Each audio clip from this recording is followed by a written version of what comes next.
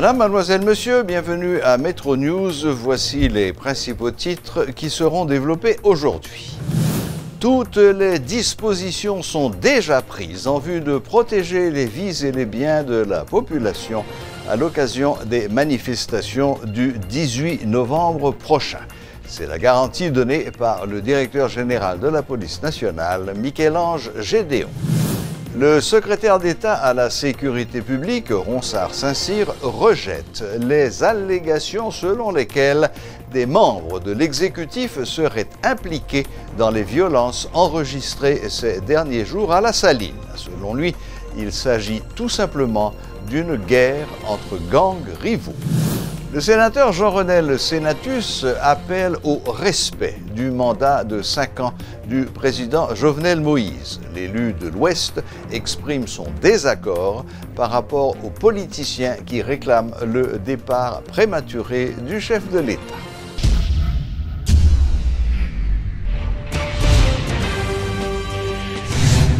Le directeur général de la police nationale assure avoir adopté toutes les dispositions nécessaires en vue de protéger les vies et les biens de la population à l'occasion des manifestations du 18 novembre prochain.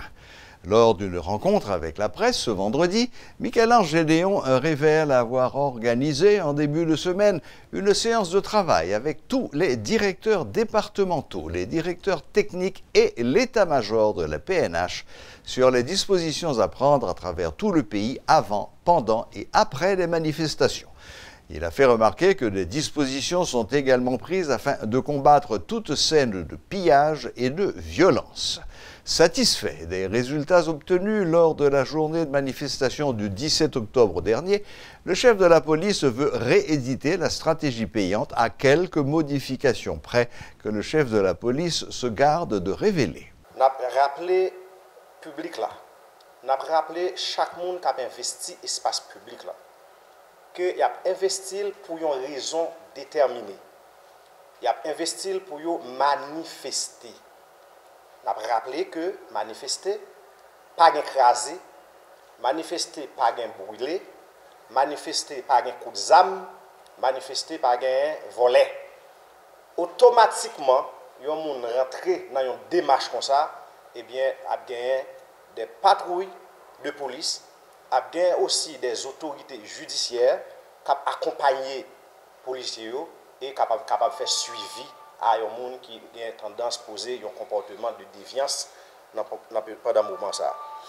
Dans tous 10 départements géographiques du pays, l'institution, la police, là, est mobilisée pour permettre tout le monde à vaquer à une activité quelconque sur l'espace public, là, arriver à faire dans les normes, en respectant la loi et les règlements que le pays a balle pour le faire. Parce que chaque monde, la loi, tout le monde limite.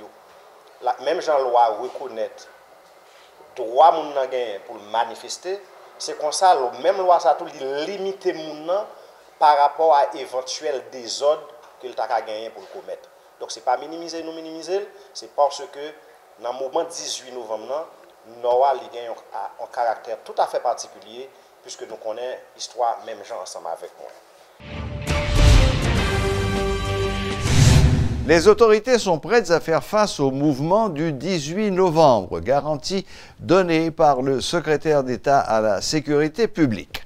Ronsard Saint-Cyr annonce que la police nationale a pris toutes les dispositions afin d'éviter les actes de casse et de pillage.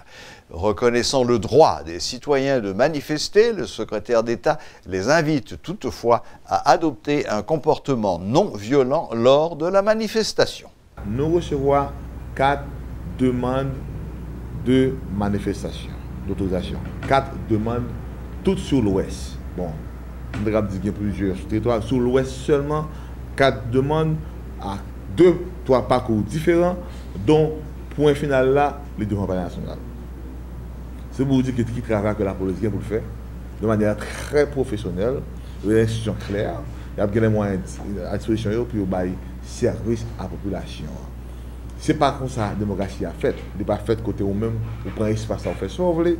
On parle de compte de monde qui ne peut pas adhérer à ce qu'on dit, mais qui ne peut pas décider par la rue un jour, qui est la calée tranquillement. La police nationale est très professionnelle, la prend des mesures pour sécuriser ni moun qui a manifesté et ni moun qui décide de la caillou pour vaquer à l'occupation pour date ça qui c'est 20e. 20e c'est bataille qui mène à une nouvelle indépendance. Je pense que c'est un événement qui est important pour tout Haïtien et pour me dire pour tout nègre à travers le monde. Mais saluer l'effort de trois groupes tels que groupe religieux, secteur privé qui lançait un appel au calme, qui dit clairement que il n'est pas correct pour que les gens qui lancé des appels à la violence sur plusieurs émissions dans la capitale. Donc, je salue les gens qui sont courageux, qui sont écrites, qui disent que ce n'est pas logique parce que la démocratie n'est pas comme ça à fonctionner. Il n'est pas fonctionner côté de fait violence, ni dans la presse, ni sur n'importe quelle forme que ce soit pour nous déstabiliser le pays. C'est une guerre entre gangs armés rivaux qui est à la base de la situation qui prévaut actuellement à la Saline. C'est ce qu'a révélé le secrétaire d'État à la Sécurité publique, Ronsard Saint-Cyr. Il rejette les allégations selon lesquelles des membres de l'exécutif seraient impliqués dans ces incidents violents. Il est clair que l'État haïtien, la police, la justice, pas tolérer ce qu'a fait là côté gang armé à occuper une série de quartiers, à semer la trouble, empêcher le peuple haïtien mounio vaquer à l'occupation. N'a poursuivi jusqu'au dernier retranchement et n'a traduit devant la justice. Grand phénomène qui développé depuis quelques temps côté des fausses informations qui sont en danger pour ce temps. Je vais vous dire ça. Les gros acquis posés en côté. Quand il y a des gens qui sont victimes, rapidement, on accuse un grain de monde qui n'a aucun rapport à ce qu'on fait. Qu'est-ce qu'on fait? On met des vrais criminels là, ou bien des gens qui présument criminels là, dans situation de confort, côté les font bagaille, et vous accusez l'autre monde, même les livres pour commencer à faire l'autre bagaille. Là, ça, c'est tout le monde qui est en danger et c'est la société qui est en danger. Nous connaissons que il y a un chef de gang qui était blessé.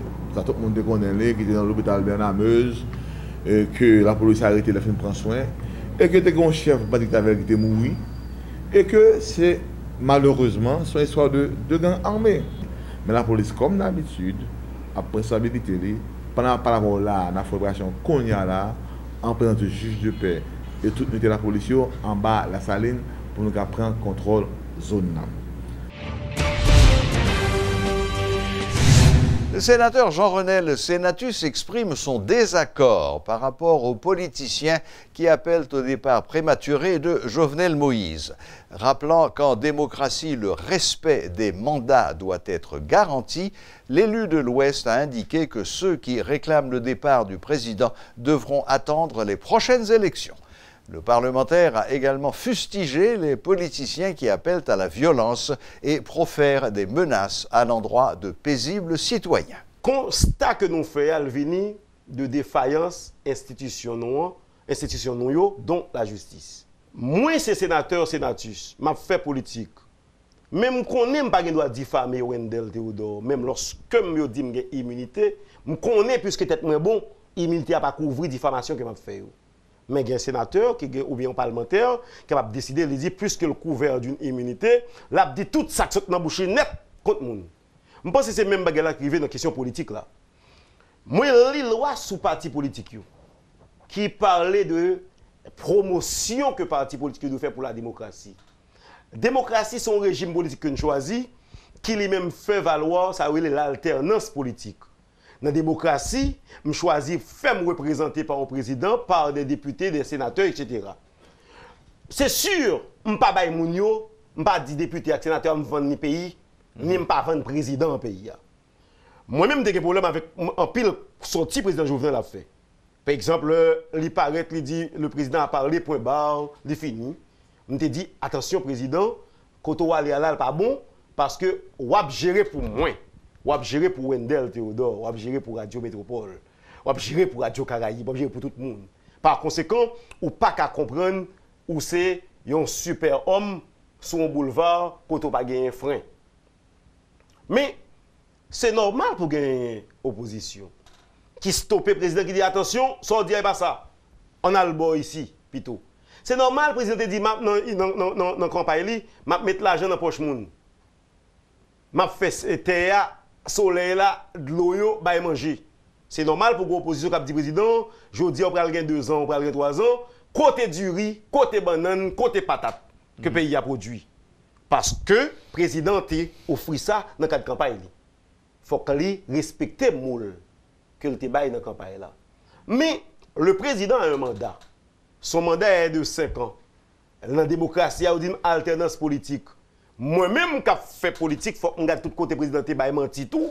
Pour la prochaine campagne, pour me dire il est un menteur, par conséquent, nous ne pouvons pas voter le monde que l'a présenté devant nous.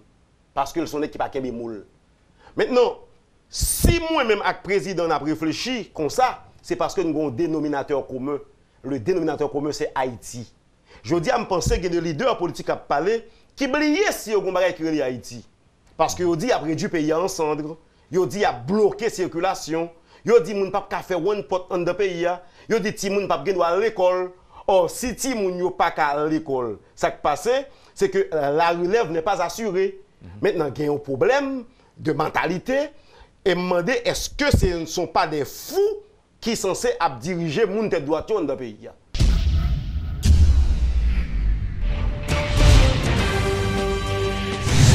Le collectif du 4 décembre lance un cri de ralliement aux Haïtiens. Cet organisme de la société civile formule le vœu que le président de la République fasse l'évaluation de son pouvoir et adopte la décision qui s'impose. Toutefois, le coordonnateur du collectif se dit contre tout renversement du gouvernement par la force. Jean-Robert Argan plaide pour la mise en place d'une feuille de route qui doit conduire notamment à l'aboutissement du procès Petro-Caribé. Pour compléter l'information sur cette question, nous avons avec nous ce soir au studio M. Jean-Robert Argan, coordonnateur du collectif du 4 décembre. Bonsoir, M. Argan. Bonsoir, bonsoir. Serge, merci de m'avoir invité aujourd'hui à Télémétropole. C'est toujours un plaisir de participer ici. Maison agréable, ambiance agréable. Très bien. Bon. Je vais droit au but, M. Argan. Je crois que vous avez dit que vous attendiez du président de la République qu'il adopte la décision qui s'impose. Absolument. Ça veut dire quoi exactement? Ça veut dire qu'on est dans une situation pratiquement... Enfin, on est très proche d'une situation totalement chaotique où notre pays peut devenir aisément ingouvernable. Et ceci met beaucoup de choses à risque. Et notamment ce qui nous reste, ce zeste de souveraineté. Parce que si la situation continue à aller dans le sens où nous la voyons et évoluer, il se peut qu'on arrive à une implosion ou à une explosion qui serait funeste. Maintenant, parce que tous les indicateurs sont au rouge. Rien n'est dans l'axe du positif. Donc, il y a une population au désarroi, on a des jeunes qui partent et qui vont vers l'inconnu parce que notre pays n'a rien à leur offrir. On n'a aucun espoir, on ne voit aucune lueur de développement réel de notre pays.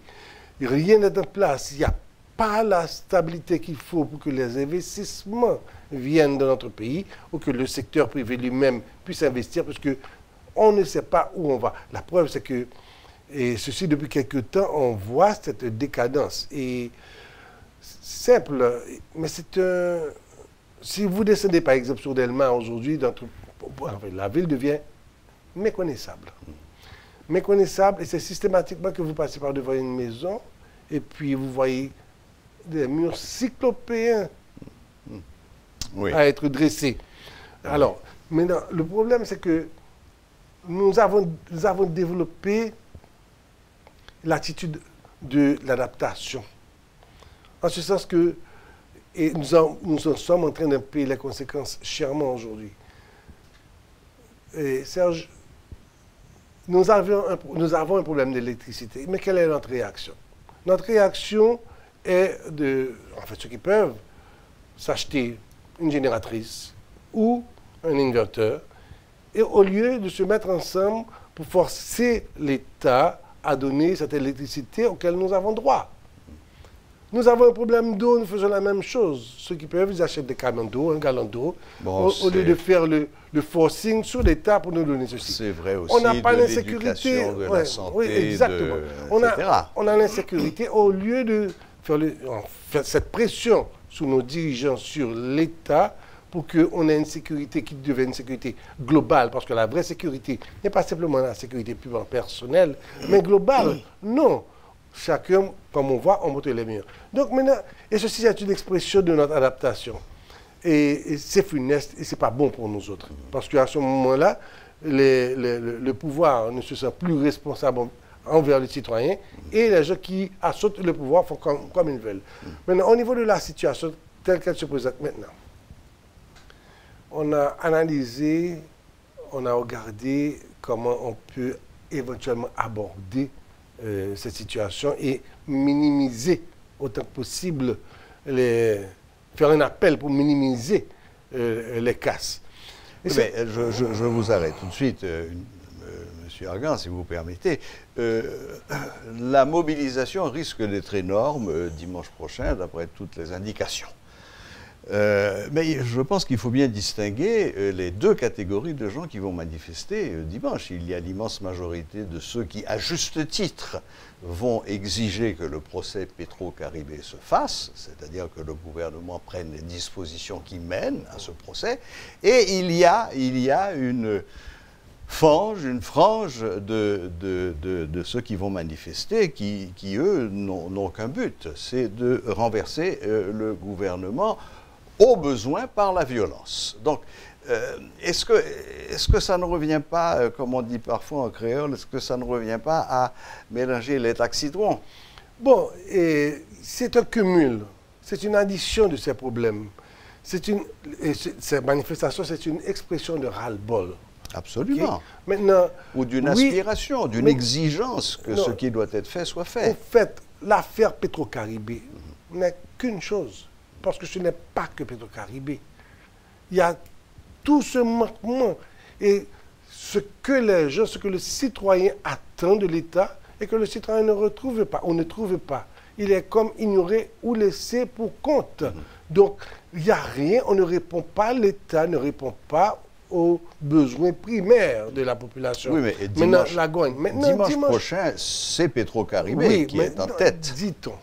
Maintenant, Petro-Caribé, pour moi, oui, depuis longtemps, on demande une...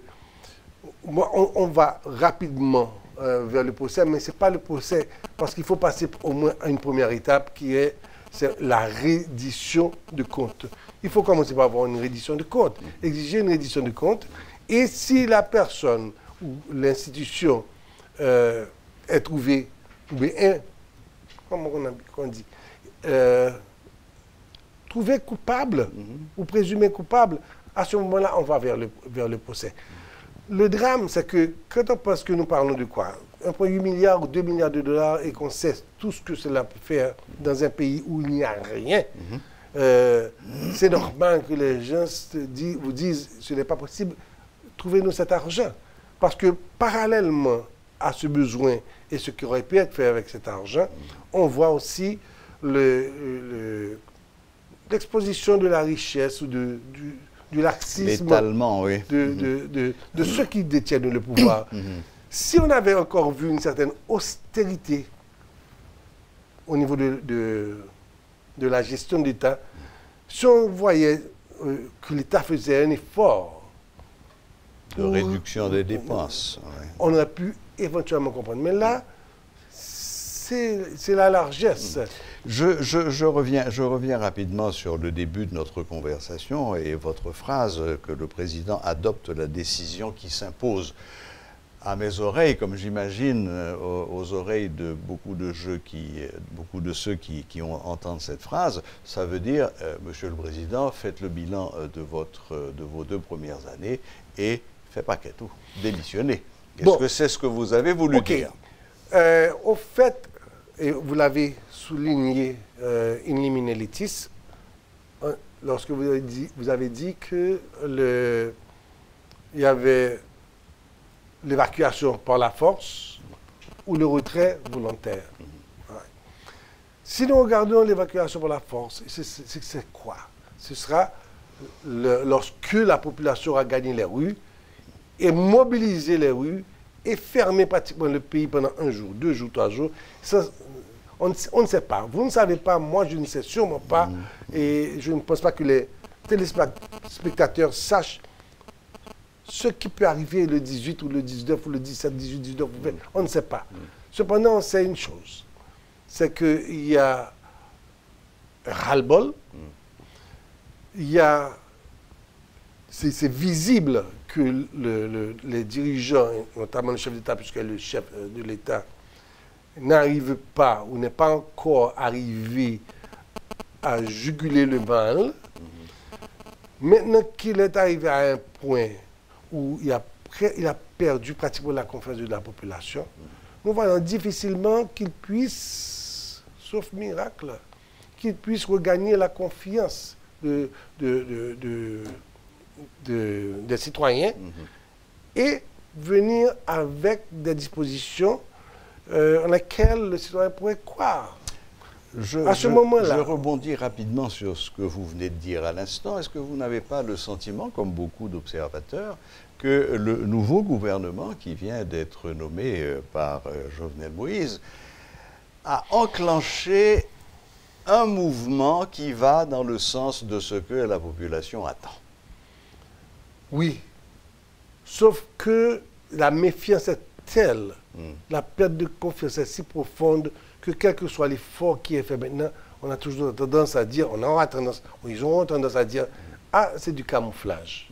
Maintenant, donc, et là où c'est difficile pour nous, c'est que si nous nous basons sur le passé récent, pour revenir et vous donner une réponse à votre question par rapport à notre suggestion du retrait du chef de l'État, le passé nous a indiqué que le chef de l'État attend toujours, ou bien il a toujours attendu que les choses aient atteint un point de non-retour pour prendre une position. 6-7 juillet est le dernier exemple que nous avons connu. Il y a eu des signaux précurseurs pour dire qu'avec cette augmentation d'essence, il y aurait du grabuge. Rien n'y fit. Il a rien n'y fit. Oui. Donc maintenant est-ce qu'il a la possibilité ou la volonté ou la sagesse, ou est-ce qu'il a des conseils, il reçoit des conseils avisés qui lui permettent de pouvoir faire une évaluation claire de la situation, pouvoir prendre cette décision-là? Bon, et nous aurions souhaité qu'il ait ça.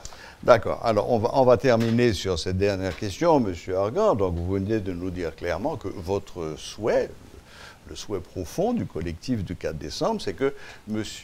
Jovenel Moïse prenne acte de son échec, prenne acte de la méfiance ou de la non-confiance du pays envers lui, et qu'il prenne la sage décision de dire, bon, messieurs, dans ces cas-là, d'accord, j'accepte, je remets ma démission, organiser de nouvelles élections. Maintenant, imaginons qu'il n'ait pas cette sagesse. Imaginons qu'il dit, écoutez, j'ai été élu pour 5 ans, je vais faire mes 5 ans. Maintenant, quelle est votre position et qu'est-ce que vous suggérez? J'ai toujours entendu cette phrase. Le chef d'État est élu pour 5 ans, il a un mandat de 5 ans. Laissez-lui faire ses 5 ans. On n'a pas de problème avec ça. Mais on a une question qu'on devrait poser aussi. Est-ce que la personne à laquelle on donne un mandat, si cette personne ne respecte pas ce mandat, quelle position prendre? Il y a des dispositions constitutionnelles qui sont prévues. Maintenant, la seule que je sache, par exemple, c'est quand on parle de haute cour de justice, c'est des cas bien spécifiques. Maintenant, si vous menez un pays et que vous allez systématiquement vers l'effondrement de ce pays, qu'est-ce que vous faites? Vous acceptez ça? Non. Vous n'allez pas l'accepter. Vous demandez de donner une chance, essayez de dire, OK, mais je comprends que je n'arriverai pas à donner ce que la population attend de moi. Donc je pense que ce serait sage que nous allions vers cette transition. On a bien compris, mais si ça ne se passe pas comme ça, alors là, on devra s'attendre à faire face à de très mauvais jours. Parce que je ne pense pas, je crois qu'il va y avoir à ce moment-là un raidissement et on va aller vers très probablement beaucoup de casse. Et c'est ce que nous craignons. Parce que si ça arrive comme ça, nous n'avons pas vraiment une armée, une police, un service de sécurité qui puisse contenir cette masse de gens, comme on avait vu le 6 ou 7 juillet, qui se révolteraient. Maintenant, donc il y aurait éventuellement du grabuge, ce que nous n'essayons pas. Il y a eu le 6 et 7 juillet, mais il y a eu aussi le 17 octobre. Qui a été une autre manifestation du vouloir. Oui, mais qui n'a rien à voir avec les 6, 7 et 8 juillet. Ok, mais il faut d'après vous, le 18 novembre... Le 18 novembre, ce sera plus une répétition du 6, 7, 8 juillet ou plutôt une répétition du 17 octobre? Bon, j'ai l'impression qu'il y aura un mélange des deux. Parce que, parce que là, il y a la masse de gens et ensuite, il y a... Parce que les gens sont à bout. Les gens sont à bout et maintenant, il y a aussi... Il faut voir et comprendre qu'il y a des extrémistes aussi. Il y a des gens qui ne l'entendent pas de cette oreille. Qui ne sont pas ouverts, qui ne sont pas aussi ouverts au dialogue. Ce sont maintenant, ceux qui appellent... si le président n'est pas ouvert au dialogue et que les gens ne sont pas ouverts au dialogue, qu'est-ce qui va arriver? Ouais. Oui, donc maintenant, à ce moment-là, qui va payer les conséquences? C'est vous, c'est moi, la difficulté aujourd'hui, et malheureusement, il n'y a aucun moyen d'évaluer cette situation, c'est de savoir quel est le pourcentage des gens qui vont manifester le 18 qui sont pour exiger le départ du président Moïse, en plus d'exiger... C'est un peuple extrêmement émotionnel et dans le besoin. Maintenant, et vous savez très bien, on dit, votre affamé n'a pas d'oreille. Bon, maintenant, et c'est l'une des choses que nous allons probablement voir déferler devant nous. Et nous n'avons pas besoin de ce spectacle. Nous avons besoin d'arriver à un pays qui évolue. OK. Donc, en d'autres termes, pour vous, la solution, l'unique solution pour que les choses ne se transforment pas en un chaos complet, c'est que le président Moïse ait la sagesse de démissionner. De négocier éventuellement un départ. Sauf s'il a une recette qu'il cache. D'accord. Eh oui.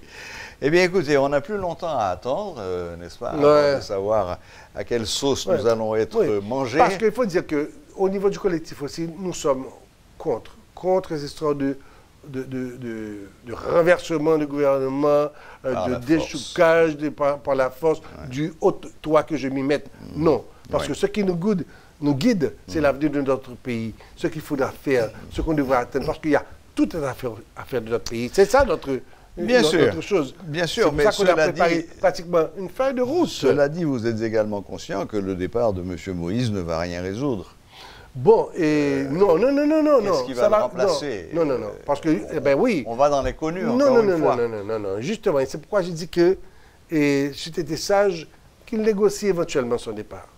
Et à ce moment-là, qu'on mette en place une transition. Une transition qui nous avons comme idée, serait d'avoir certainement aller un peu vers la cassation et peut-être jumeler le Premier ministre sortant à faire partie de ce conseil de transition, avoir en fait un gouvernement provisoire. Oui, avec la seule différence que nous ne serait pas un gouvernement de transition pour ces 30 jours et simplement autant que je m'y mette, mais un gouvernement qui aurait une feuille de route bien spécifique à laquelle il devrait s'attacher. Et ce gouvernement, pour nous, devrait durer le temps de la vacance présidentielle. De façon à ce que qui établirait cette feuille de route?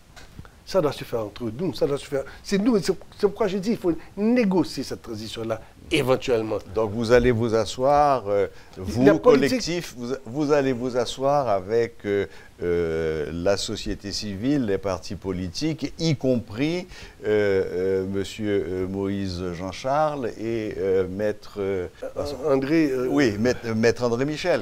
OK, nous avons tous un point commun. Nous avons un point commun, qui est le pays. Maintenant, il y a des gens qui sont peut-être qui sont très réfractaires, il y a des gens qui sont qui n'entendent pas du tout. C'est ça. Maintenant, il faut savoir, comprendre qu'on doit s'entendre. Il nous faut arriver à cette entente nationale pour développer notre pays. C'est du travail. Ce n'est pas du donné. C'est du travail et ça demande la détermination, la volonté, la vision. La vision de pays, non pas la vision d'une équipe ou d'un clan qui vise le pouvoir. Non, il ne faut pas viser le pouvoir, il faut viser le bien-être d'une nation. Et c'est là que nous voulons arriver. Eh bien, M. Argan, puissent les sages de ce pays vous entendre, comme je l'ai dit, il n'y a plus que 2 jours à attendre avant de savoir comment ça va se passer. Merci d'être passé nous voir et bonne continuation. Puisse Dieu guider nos dirigeants. Merci. C'était donc Jean-Robert Argan, coordonnateur du collectif du 4 décembre, qui nous donnait son sentiment sur ce qui devrait se passer le 18 novembre prochain. Bonne fin de soirée. Le ministère du Commerce lancera prochainement un nouveau programme dénommé Crédit à tes plates. Selon le ministre Ronel Gilles, c'est un projet qui vise à accompagner les jeunes des quartiers défavorisés. Crédit à tes plates va permettre à plus de 1000 jeunes de lancer une petite affaire, a indiqué le ministre, soulignant que le gouvernement accordera un crédit de près de 50 000 gourdes à chacun de ces jeunes. Cet outil, qui sera expérimenté dans la zone métropolitaine, sera dans l'avenir réalisé dans d'autres régions du pays. Crédit à tes plates là, c'est un projet que nous mettons sur pied pour venir en aide à une catégorie bien spéciale de jeunes qui trouvaient dans les milieux défavorisés, dans les zones marginales de la capitale, de l'Ouest en particulier, pour nous capables de faire des prêts.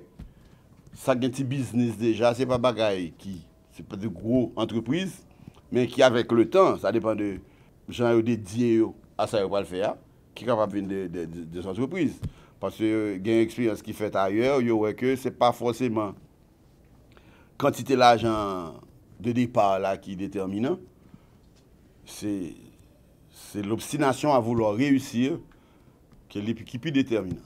Donc, ceci étant dit, nous-mêmes, le président, le souci pour être conforme avec ça, promettre, décider que la mettre sous pied, indépendamment de l'autre programme nous gagnons, parce que ça a des effets conjoncturels, tout, parce que nous constatons que gagnons une situation de crise alimentaire, de crise sociale, de crise, toute qualité.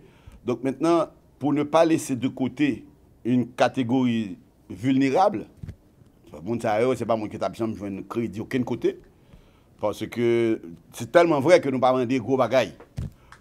Nous avons un cadre d'immatriculation fiscale ou bien un cadre d'identification nationale, et puis avec des numéros de téléphone. Méthode de remboursement, on a un délai de grâce, à peu près de 3 mois, parce que le délai est prêt à pétanner sur 24. Sur 24 mois, on a un délai de grâce de 3 mois, et puis nous ne pouvons pas dépasser entre 3 à 5% l'an. Voilà, la boucle est bouclée. Merci de votre fidélité. Soyez très prudents ce week-end et à la prochaine, même heure, même chaîne.